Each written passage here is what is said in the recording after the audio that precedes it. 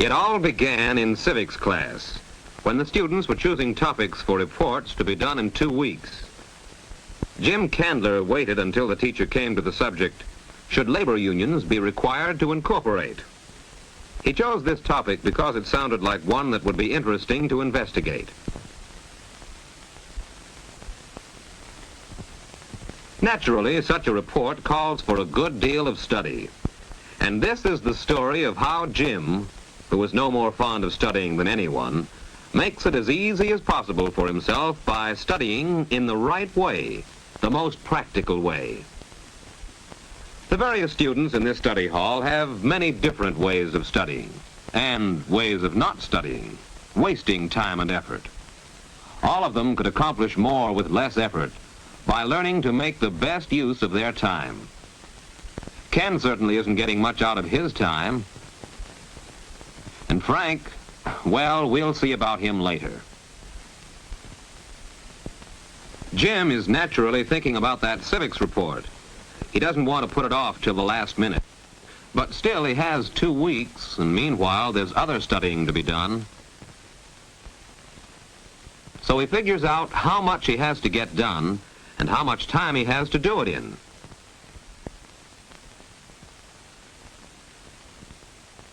Then he decides how long to spend on each assignment. First, he has to get ready for his science class this afternoon. Then he can give the rest of the hour to his civics report. Budgeting your time to make the most of it is one of the skills involved in studying. These skills can be developed and improved just as the skills involved in playing baseball can be developed and improved by paying attention to them and practicing them. Reading is another skill which can be developed. Most of us think we know how to read.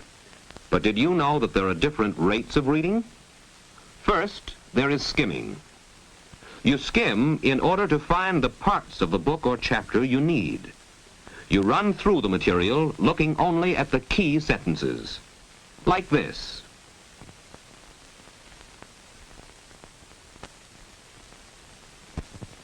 The second rate of reading is rapid reading. You use this rate when you want to take in the large idea is generally about. Third, there is careful reading. Reading slowly in order to understand thoroughly each idea expressed by the writer. In careful reading, you take time to stop and make mental summaries of what you've read.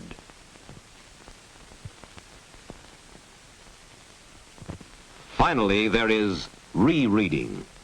Reading the same material again to fix it in your mind, to relate it to other things you know.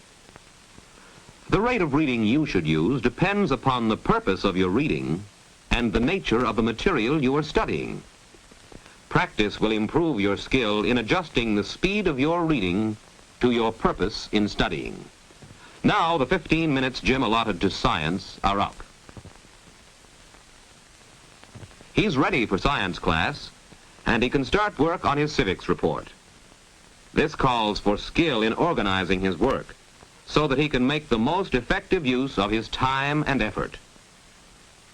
First, he thinks out all he knows about labor unions and incorporation and writes it down.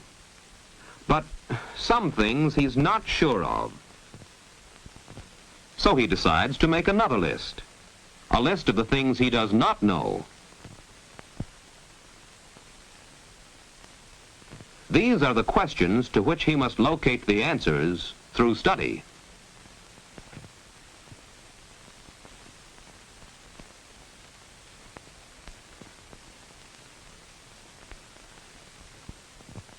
His search for information begins in his civics book.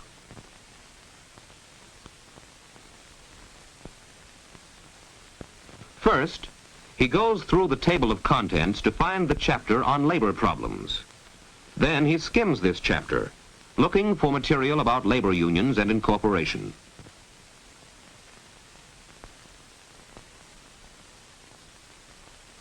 When he finds the section he wants, he reads it quickly, trying to get hold of the large ideas.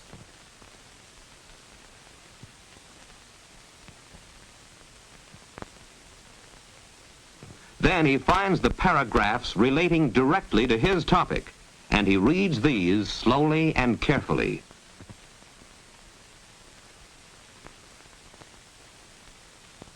Now he goes back to reread the material, to make it his own.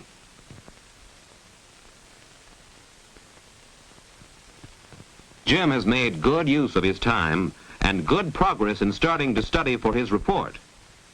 But Frank is still buried in the same book. He meant to do some studying in the other two, but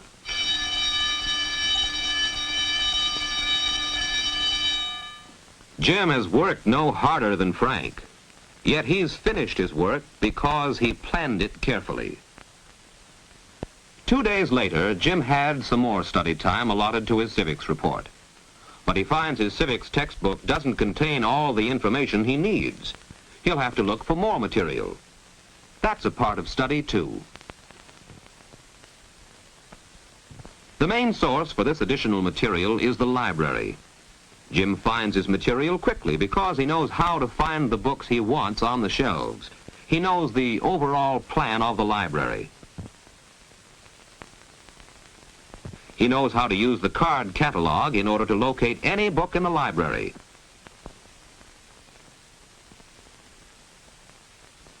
He knows how to use the reader's guide to find material in magazines and other periodicals, and the standard reference books for general material. Who's Who for biographical data, the dictionaries for special words, the encyclopedias for surveys of topics. But sometimes you want more material than you can find in a library. Jim did.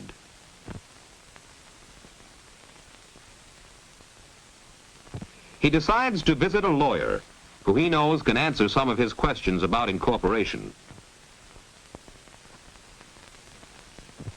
Firsthand, no matter what topic you're studying, book material can always be supplemented in this manner, by personal interview, and by writing for information to appropriate government and private agencies. For his report, Jim has written to the National Labor Relations Board. By the time he gets the answer to his letter, he has completed his other research. Thus, he has located all the material he needs for his report.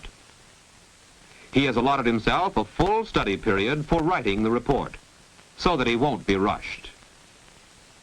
Jim is no wonder student, and studying is not his favorite occupation, but since he has to study, he has made it as interesting and profitable as possible by developing his study skills. We have seen some of these as he prepared his report. Skill in reading at the proper rate to suit his purpose, skill in organizing his work, and skill to do more work in less time with less effort by practicing sound principles of how to study.